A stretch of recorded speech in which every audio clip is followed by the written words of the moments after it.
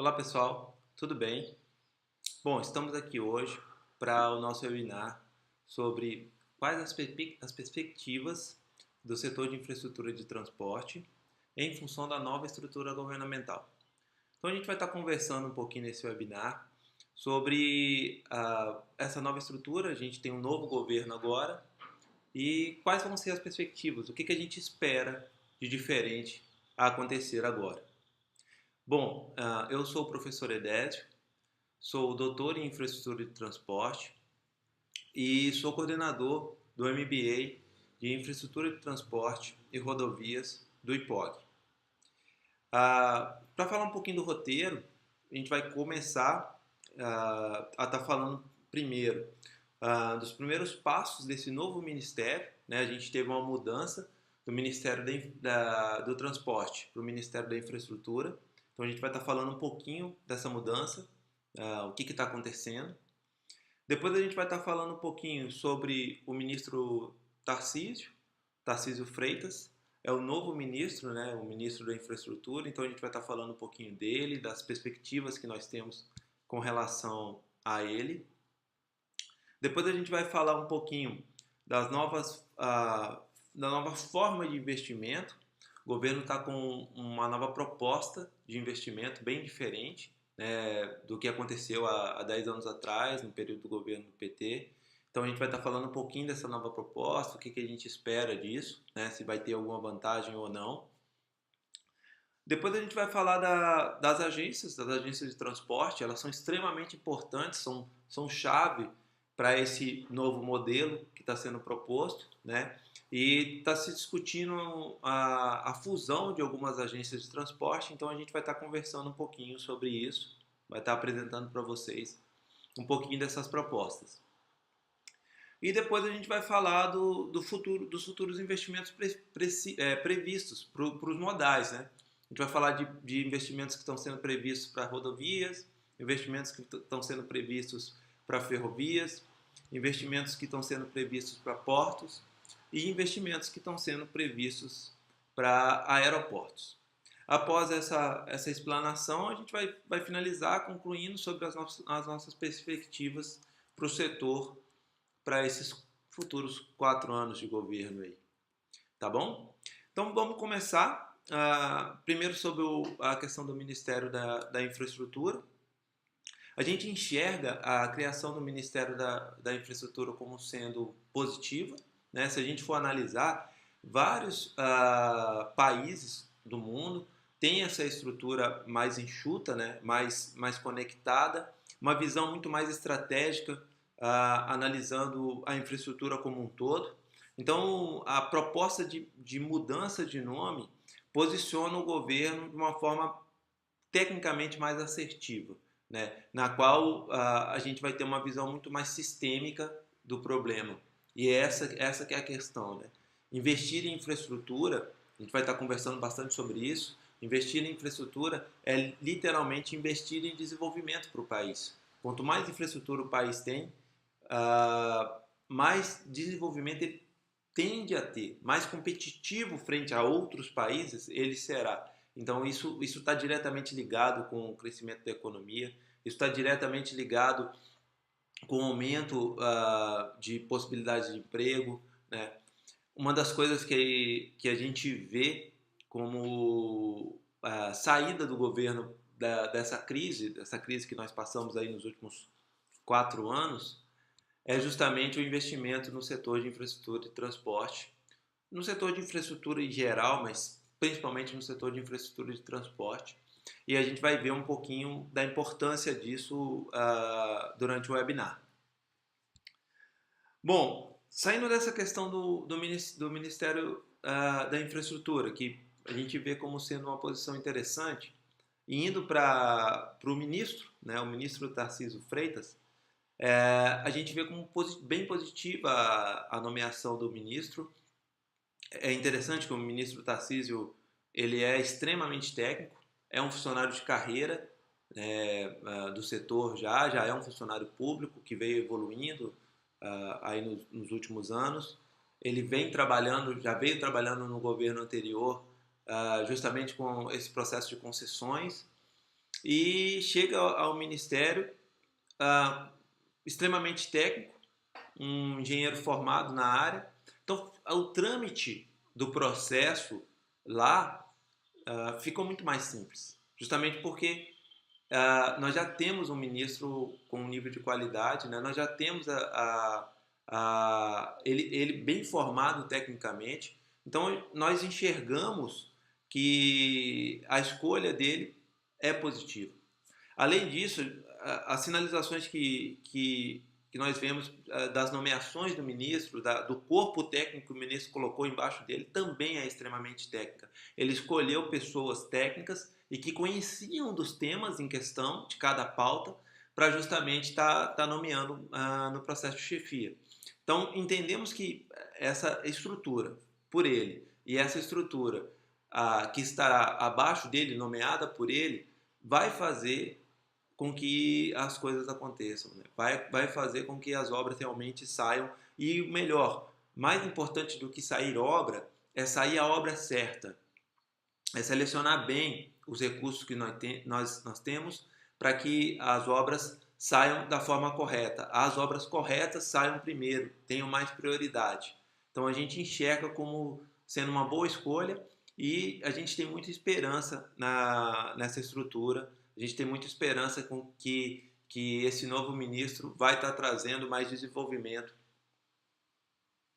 para o setor de infraestrutura. Com relação à nova forma de investimento, seria bem interessante a gente estar discutindo sobre isso. O que acontece? Se a gente volta no tempo, volta um pouquinho, a gente volta aí 2009, 2010, 2011, a gente analisa o governo naquela época, as obras de infraestrutura de transporte eram todas financiadas pelo ente público. Ou seja, elas eram financiadas pelos bancos públicos. E aí eu estou falando de Banco do Brasil, Caixa Econômica Federal e BNDES. Né? Então, os financiamentos vinham de órgãos públicos, o dinheiro saía de órgãos públicos. Enfim, isso fez com que a economia, teve um fomento econômico, mas o dinheiro saía da iniciativa pública. Bom, a tendência da agora para frente 2019, 2020, 2021, 2022, é que o dinheiro venha da iniciativa privada. Então a gente muda o cenário. Né? A tendência é com que o governo privatize rodovias, privatize construções de ferrovias, privatize os aeroportos, privatize os portos, né? Ou arrende os portos e, consequentemente, fomente a criação de novos terminais de uso privativo portuário. Então, a tendência é com que o investimento venha da iniciativa privada. Então, a gente está mudando quem vai investir. Né? Nós vamos conversar um pouquinho sobre isso. Né? Se a gente analisar, pessoal, vou até pedir para vocês refletirem um pouco sobre isso. A gente tem aqui, hoje, o Brasil é um país de vocação rodoviária. Então, boa parte das cargas são movimentadas por rodovia. Só que se a gente analisar o percentual de rodovias pavimentadas, o percentual de rodovias duplicadas no Brasil é muito pequeno. Se a gente compara o Brasil com os Estados Unidos, por exemplo, nos Estados Unidos todos os estados são ligados por rodovias duplicadas. Aqui no Brasil a gente pode contar no dedo os estados que têm essa ligação. Né? A gente analisar, a infraestrutura de transporte está fortemente alocada, principalmente em São Paulo, no Sudeste, no trecho litoral sul e ali próximo do Distrito Federal e Goiânia. Né? A grande maioria das rodovias do Brasil são não pavimentadas, vicinais, tem um bom trecho, uma boa parte que é pavimentada, mas muitas estão em má qualidade. Então, se a gente analisa o Brasil com vocação rodoviária, boa parte da carga é transportada por rodovia, as rodovias não têm qualidade. Isso, consequentemente, aumenta o custo de transporte e inviabiliza muitas vezes negócios e ações que vão fomentar a rodovia. Se a gente passa para um outro modal, para o modal ferroviário, a gente tem mais ou menos 30 e poucos mil quilômetros de ferrovias no Brasil. Desses 30 e poucos mil quilômetros, boa parte nem é utilizada hoje, elas estão sucateadas. Hoje a ferrovia basicamente é utilizada para transporte de minério, grosso é transporte de minério, aí eu estou falando Carajás para Ponta da Madeira, São Luís, Maranhão, Pará. Estou falando dos trechos de Minas Gerais para o Rio de Janeiro, dos trechos de Minas Gerais para Vitória, que aí eu estou falando de MRS e Vitória Minas. E uma pequena movimentação de soja e carga geral vindo do Mato Grosso do Sul para São Paulo. E uma pequena movimentação também no Paraná, cargas que descem para o porto de Paranaguá. Então é muito pouco, né? A gente também precisa comparado, se a gente comparar a nossa malha ferroviária com a malha ferroviária americana, é irrisória, né? E aí a gente vai para os portos e para os aeroportos também, a gente vê uma carência enorme de infraestrutura. Ou seja, o Brasil é uma folha em branco. Tem muito o que investir em infraestrutura aqui. E aí qual que é a importância disso? Se a gente for analisar, o custo de produção, hoje o Brasil é um país com vocação em produção de matéria-prima. O que nós produzimos mais no Brasil? Produzimos minério, produzimos, exportamos minério, exportamos soja, grãos, alimento, proteína animal. E esses materiais são materiais não manufaturados, ou seja, eles são mais baratos. Quanto menor o custo do material, mais importante é o valor do transporte. Se o transporte for muito caro, boa parte do valor do produto fica no transporte e o país perde competitividade. Então, ou seja, investir em infraestrutura de transporte é prover desenvolvimento para a região. E aí entra a questão que eu estou comentando. O Brasil tem baixa infraestrutura de transporte, tem muita carência em infraestrutura de transporte. Como eu falei, é uma folha em branco, tem muito a fazer no Brasil. O que a gente sonha é um dia poder sair de Belém, no Pará, e ir até Porto Alegre em rodovias duplicadas. É isso que a gente espera. Ter ferrovias que alimentem o centro-oeste, o centro do Brasil e levem cargas para os portos, é isso que nós esperamos. Ter portos, o maior número de portos, o maior número de aeroportos para que a gente tenha mais flexibilidade de deslocamento, um país que é do tamanho de um continente. Então, como tem muito a fazer e há uma possibilidade de negócio nesse processo. E a iniciativa privada tem muito interesse em investir. Né? Tem muito interesse em investir. Então, a ideia é, em função desse interesse que a iniciativa privada tem, é conceder esses trechos que há volume, que há viabilidade para a iniciativa privada e fazer com que ela execute a obra e, consequentemente, cobre por isso. Né?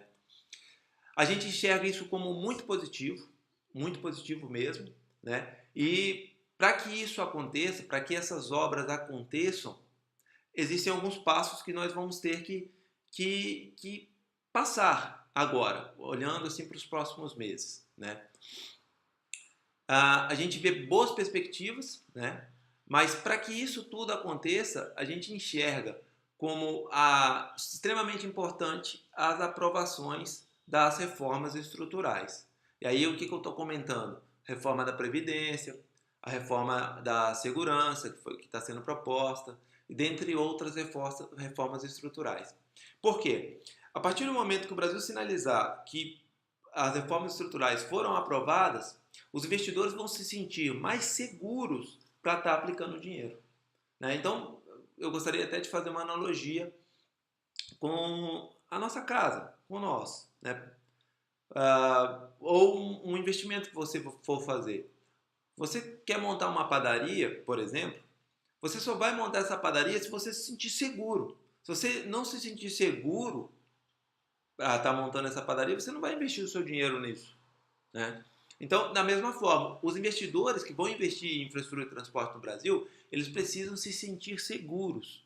E para que eles se sintam seguros, nós precisamos que as reformas estruturais sejam aprovadas. Então, Nós enxergamos como positiva essa ideia da iniciativa privada começar a executar esse processo, né? De o dinheiro vindo da iniciativa privada, a gente acha que há possibilidade disso acontecer, né? E o governo está trabalhando para isso, mas a gente vê uma premissa aí que é justamente a aprovação dessas reformas estruturais.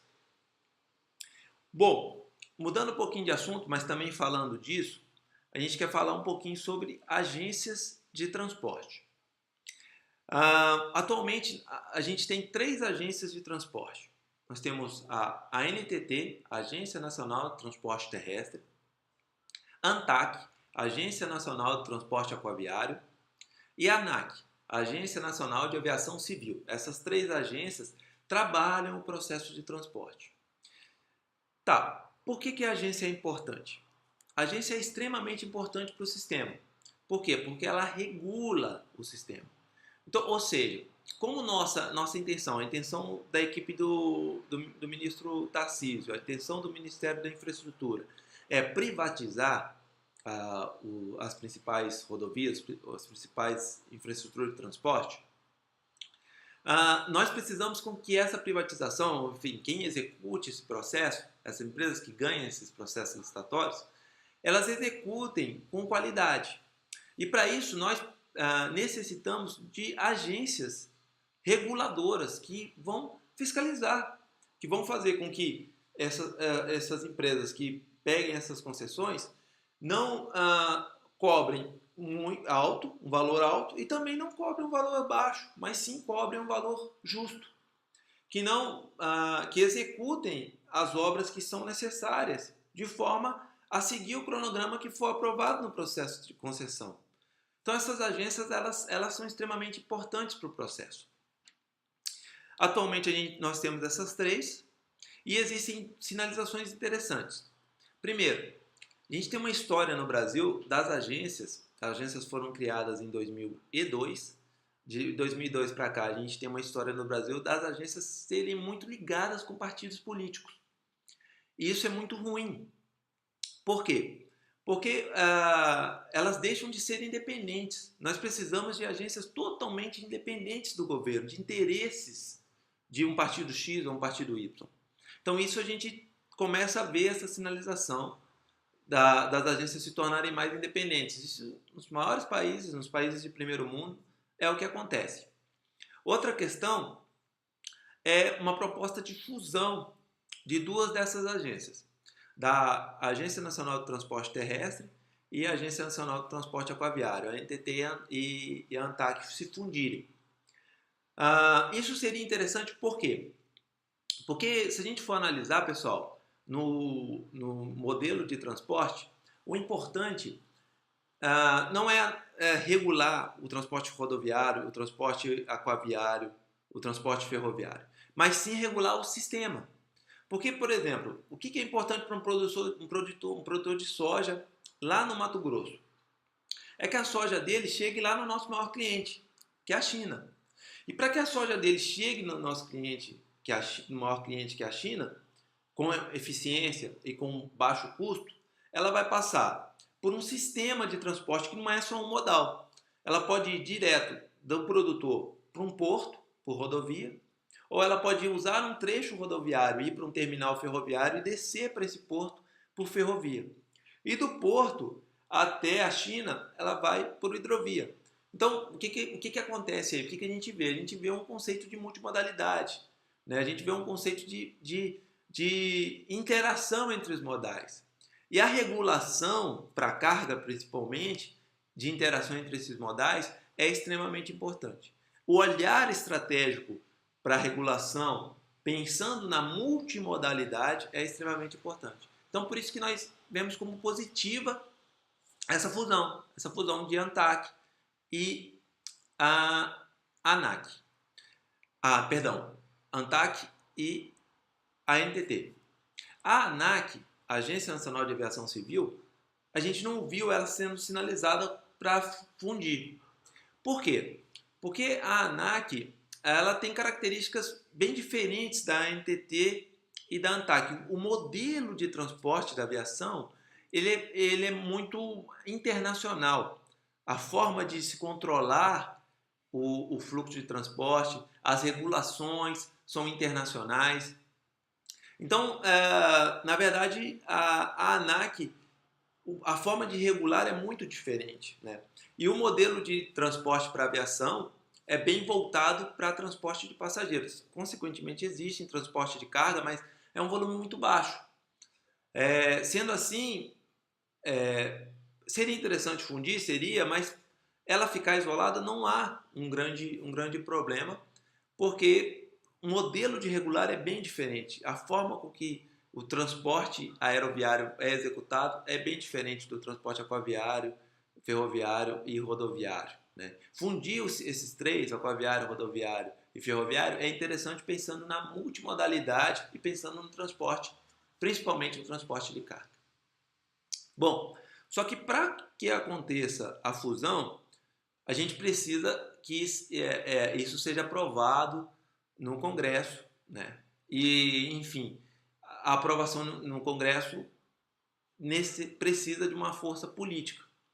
Então, a gente está vendo essa sinalização, a gente vê essa sinalização como positiva tecnicamente, mas a gente vai ter que ver o que vai acontecer no viés político nos próximos meses, né? Bom, chegando a última coisa que eu gostaria de falar e que é extremamente importante. Fundindo as agências ou não fundindo as agências, o que é mais importante é que essas agências sejam independentes. Elas não tenham vínculo político. Elas sejam independentes para trabalhar e fiscalizar cada processo de concessão. Para que as concessões aconteçam com eficiência, nós precisamos das agências independentes para que elas sejam fiscais eficientes também. Então, acho que isso é a principal sinalização. Indo para os investimentos, né, futuros investimentos previstos, nós enxergamos em rodovias investimentos voltados para a iniciativa privada, né, falando primeiro de rodovias, que é o nosso principal modal. Há 2 semanas atrás, o ministro Tarcísio ele subiu a BR-163. A BR-163 é uma BR estrutural e super importante logisticamente para o transporte de carga. O trecho que vamos dizer assim que é mais complicado, ele liga a região de Sinop, Sorriso, que é uma região de alta produção de soja, até o norte do país, né, passando por Mato Grosso e pelo Pará. Atualmente existem trechos no norte do país que não tem nem pavimento e passam bitrens lá carregados por soja. O ministro fez essa viagem, acho que muito para sentir a dificuldade que o caminhoneiro tem hoje, né, para fazer esse transporte por lá. Então a gente enxerga como essa rodovia sendo uma rodovia que vai acontecer investimentos e em pouco tempo ela vai se acontecer investimentos, né? Atualmente no sul do Brasil, um trecho da rodovia BR-101 foi licitada, né? Já foi licitada esse ano.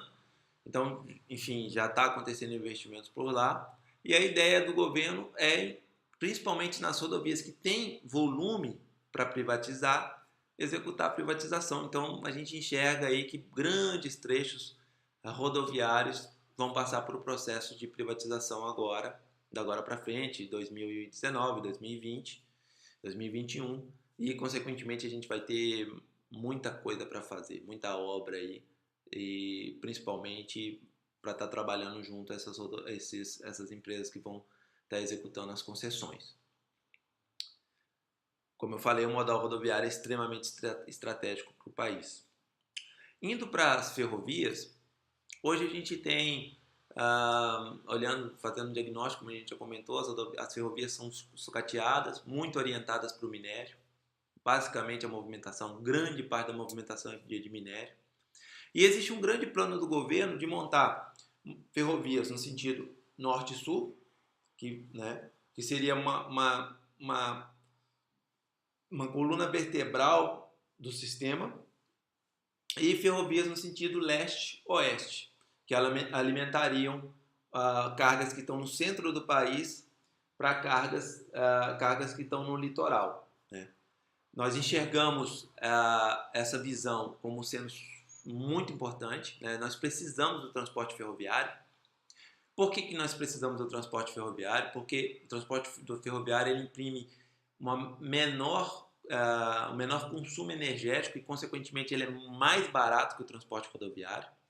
Se vocês forem analisar, por exemplo, em Ponta da Madeira, lá em São Luís, perto do porto de Itaqui, a gente tem aí uma composição de 400 vagões hoje, cada vagão levando 110 toneladas e gastando aí, ficando tempo de residência no transbordo, no processo de transbordo dentro do porto, de 4 a 8 horas, sendo que um transporte desse por caminhão demoraria mais de 30 horas. Então a eficiência no processo ferroviário é super importante para o modelo de transporte de carga. E analisando o Brasil como é um país continental, a ferrovia ela, inicialmente tem que ser tratada para transporte de carga. Ferrovia para transporte de carga, a iniciativa privada consegue bancar, consegue extrair dinheiro disso, né? E a gente tem realmente uma demanda reprimida para esse modal aqui. Então o que o governo vai investir? Ele vai investir em ferrovias, como eu falei, leste-oeste. A gente vê obras da FICO, da FIOL, sendo as primeiras a saírem. A FICO e a FIOL elas têm esse papel de ligar o centro do Brasil ao litoral, né? E também a gente vê também uma ferrovia, além da Norte-Sul, que é estrutural. Ela sai lá de Belém e chega ao porto de Rio Grande, no Rio Grande do Sul. A gente tem uma outra ferrovia que é paralela à ferrovia Norte-Sul, que é uma ferrovia que vai ligar Sinop e Sorriso a Miritituba, Porto de Miritituba, no município de Itaituba, no Pará. E aí a carga sairia de lá por barcaça. Essa ferrovia ela seria uma ferrovia paralela à BR-163, concorrente da BR-163, e a gente vê também como possível ação de privatização. Então a gente tem FICO, FIOL, essa ferrovia da soja e o término da ferrovia Norte-Sul, que atualmente ela está na região de Goiás. Enfim, a gente tem que trazer ela até o porto de Rio Grande, no Rio Grande do Sul. Além dessas ferrovias, a gente tem algumas outras, a Transnordestina, que também está para ser executada, e em Santa Catarina uma ferrovia que a gente chama de Ferrovia do Frango, ou Ferrovia Leste-Oeste, que vai ligar a região de Chapecó ao porto de Itajaí. Isso também seria um projeto interessante, que também está sendo discutido lá, né? Indo para portos, a gente enxerga principalmente mais incentivo para terminais de uso privativo, né? Então a iniciativa privada executando terminais de uso privativo e escoando essa carga. Para nós brasileiros, não importa por onde a carga vai sair, o importante é que ela saia e saia com eficiência e saia no menor custo possível. Quanto mais barato for transportar, mais barato será o custo da produção aqui, mais competitivo nós seremos e a tendência é que a economia cresça com isso. A gente tem bons resultados de terminais de uso privativo. Um excelente exemplo é o Porto de Itapoá, um porto de contêiner que tem no município de Itapoá, em Santa Catarina. O porto foi implementado, se eu não me engano, em 2011 e hoje já está batendo recorde de movimentação em contêiner. Então a gente vê assim como bons exemplos, né? A gente espera que isso aconteça mais, né? Além disso, um investimento também em arrendamento em portos públicos, né? Então a gente vê investimentos em TUPs, vai continuar. Isso começou também há 10 anos atrás, começou uma intensificação desse investimento e isso foi muito positivo para a movimentação portuária e a gente vê que isso tende a continuar. E um investimento em áreas, uma promoção de áreas arrendadas nos portos organizados, que são portos públicos, né? Então, arrendar as áreas do porto organizado é trazer iniciativa privada também para os portos públicos. É isso que a gente enxerga. Indo para aeroportos, a ideia é que boa parte da rede da Infraero seja privatizada. Isso já foi sinalizado pelo governo. A gente enxerga que ao longo do tempo a Infraero vai ser extinta, né? E os aeroportos vão ter leilões de privatização. No Brasil, atualmente, falando de aeroportos, a gente teve a primeira leva de privatização. Aí a gente vê aí como Viracopos, Guarulhos, Galeão, Confins e o aeroporto de Natal. Eles foram concedidos nessa primeira leva. Teve sucesso, uma melhoria do nível de serviço, uma melhoria da qualidade de serviço. E depois a gente teve aí uma segunda leva, que foi Florianópolis, Porto Alegre, Salvador e Fortaleza. E, enfim, também a gente está enxergando melhoria de nível de serviço, né? Melhoria na infraestrutura aeroportuária. E da agora para frente a tendência é que todos os aeroportos aí da rede da Infraero sejam privatizados. Atualmente, a Infraero tem, vou chamar de filé, a gente tem dois filés na Infraero, que são o aeroporto de Congonhas e o aeroporto de Santos Dumont. Esses são os dois filés da Infraero atualmente. Esses dois filés, muitas vezes, eles bancam os demais aeroportos, né? O investimento no filé banca esses demais aeroportos. Porque gerenciar um aeroporto não é barato, pessoal, é caro, né? Às vezes a gente reclama assim, é muito caro as coisas no aeroporto, o cafezinho é muito caro, mas a infraestrutura aeroportuária é cara, tá? Gerenciar um aeroporto é caro. Para muitos desses municípios, enfim, ou para esses aeroportos menores, eles dão prejuízo. E aí a Infraero hoje tem o Congonhas e Santos Dumont como sendo os aeroportos de grande movimentação. Esses vão ser privatizados, os menores também vão ser privatizados. Não sei como o governo quer fazer isso, a equipe do ministro Tarcísio vai trabalhar isso, mas a tendência é que eles sejam privatizados e aí, consequentemente, também vai vir uma demanda grande para a infraestrutura aeroportuária. O aeroporto é extremamente importante para o nosso sistema, pessoal. Quanto mais voos nós tivermos, mais a economia vai girar, mais dinheiro vai circular no país, tá? Existem pesquisas que apontam que um voo a mais no município aumenta o PIB do município em cerca de 5%.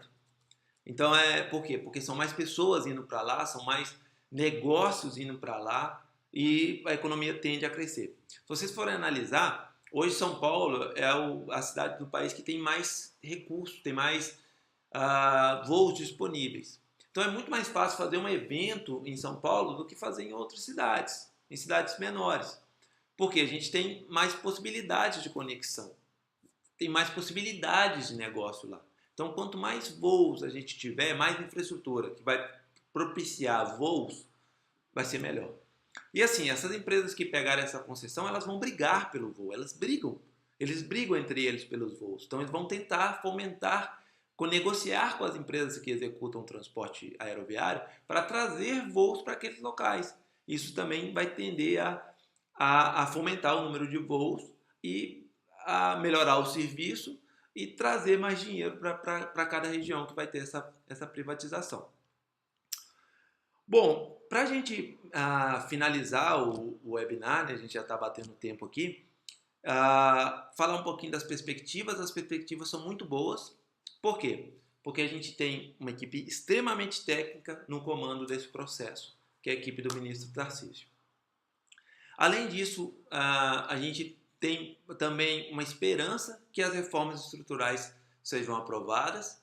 A gente enxerga isso como premissa para que o investimento em infraestrutura de transporte volte.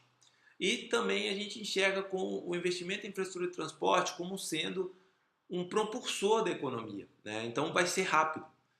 A construção civil, a construção de prédios, ela tende a demorar um pouquinho mais. A infraestrutura de transporte ela vai ser a primeira a dar o boom, né? E ela vai impulsionar o processo econômico. A gente espera isso. A partir do momento que essas privatizações saírem, as obras já vão começar e a economia vai começar a crescer. Mas para isso a gente precisa que o investidor tenha confiança em investir no Brasil E para que o investidor tenha confiança em investir no Brasil, a gente precisa das reformas estruturais, né? É isso, pessoal, que a gente tem para discutir aqui. Eu queria agradecer bastante a audiência de vocês, o pessoal que está assistindo, né?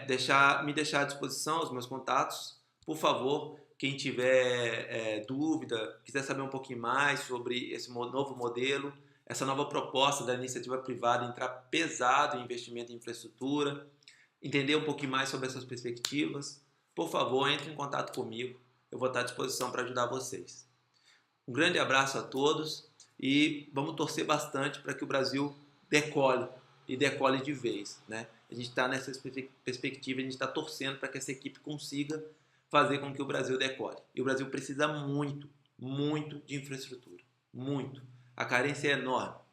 Então, pensando no país, é isso que a gente precisa. Um abraço a todos, até mais. Tchau, tchau.